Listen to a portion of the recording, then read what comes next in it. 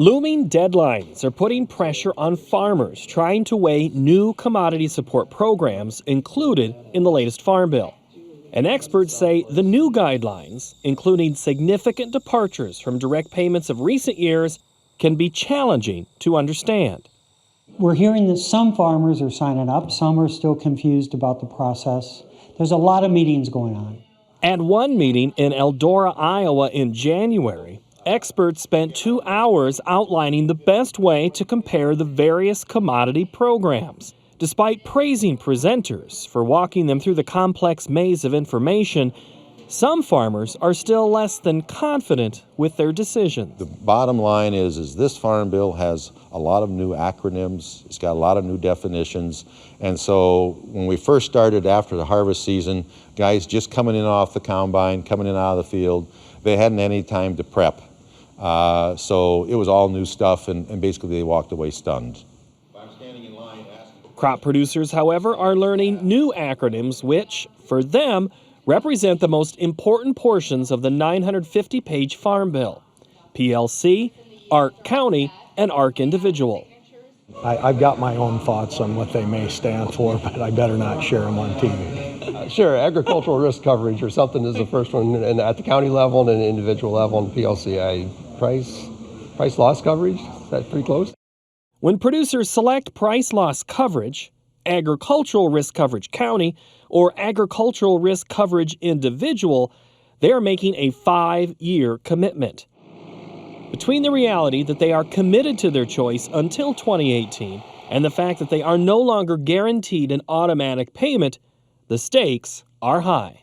That's what's scary about it, because it's so hard to predict where we're going to be 2, 3, or 4, 5, and especially 5 years from now. It almost seems algebraic in that we don't know what the price is going to be for the next 5 years. So we're going to almost have to kind of make our own predictions and let the chips fall where they may. Some farmers wonder why the authors of the new commodity programs would make them so complex.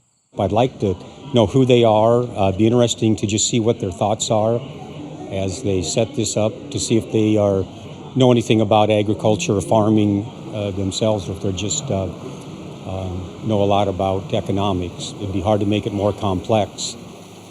At Market to Market's request, Leibold gave the non-simplified, acronym-filled explanation of all the factors a farmer should consider before locking in one of the programs. If I was looking at ARC County, ARC CO, then I'd be taking a look at what's my adjusted gross revenue. So I have to take my Olympic yield times my Olympic price to come up with my gross revenue. Then I have to have my 14% deductible for my shallow loss. So I did multiply my my gross revenue by 86% to come down to my guaranteed revenue. And then I have to think of. His typical spiel is a bit more user-friendly. Step 1, update historical yield figures. Step 2, consider changes to your base acreage. Step 3, research ARC and PLC options. And Step 4, sign on the dotted line. So it's fairly simple. March 31st is the deadline for making changes to a farm's historic yield numbers. The opportunity to adjust those figures typically arises only when a new farm bill is passed. The last time we did it was 2002. So if I encourage anything, I encourage our producers to get that data from your insurance agent or pull up your own records, bring them in and try to increase your yields, because that's going to make a difference on what your payment is.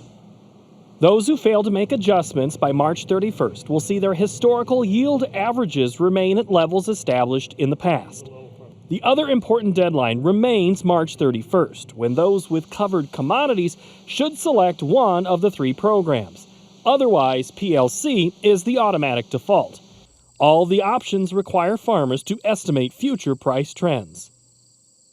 Everything is so complicated and so complex. Like he mentioned, the economy of China and the weather in Brazil and what's going on with Russia. All those things impact the markets, and you cannot predict that future. You just really, he said, who would ever predicted $2 gas? Are you going to predict $2 corn again? Richard Dreifke, a producer from Hubbard, Iowa, and his nephew Clint Miller signed up at the Farm Service Agency office in Iowa Falls last month. We've decided to go into the Ark County program. It's based off the average market prices for the year, and it goes back 5 years. And with prices a lot lower now, they have been higher. There's going to be a payment for sure for 2014 and probably 2015, maybe some in 2016. With PLC, the price has to be under $370 for corn and $840 for soybeans. So I guess we're banking on prices being higher than that. Dreifke's nephew agrees. There's more guaranteed money up front, and it's hard to pass that up. The PLC has a good floor for the future, but you never know if prices will get that low. The whole idea behind this farm bill is to say, okay, we want to give the producers an opportunity to adjust to world markets and changing times. We want to protect them on the downside, but we're not going to bail them out completely.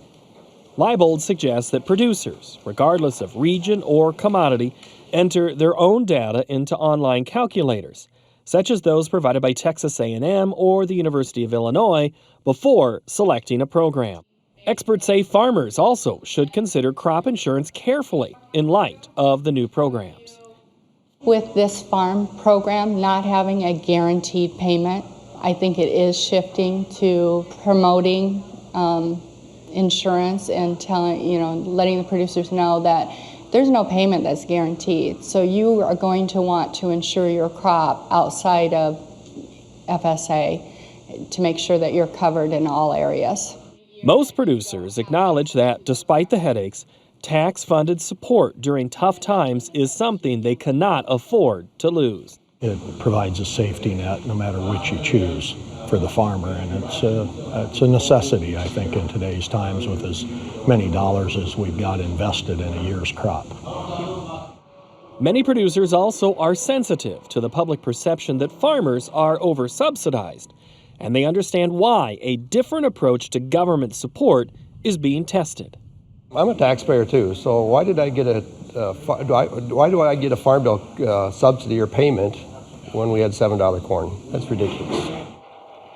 Officials are asking farmers to stop at their nearest FSA office soon. Lines may run long as the deadline's near. For Market to Market, I'm Paul Yeager.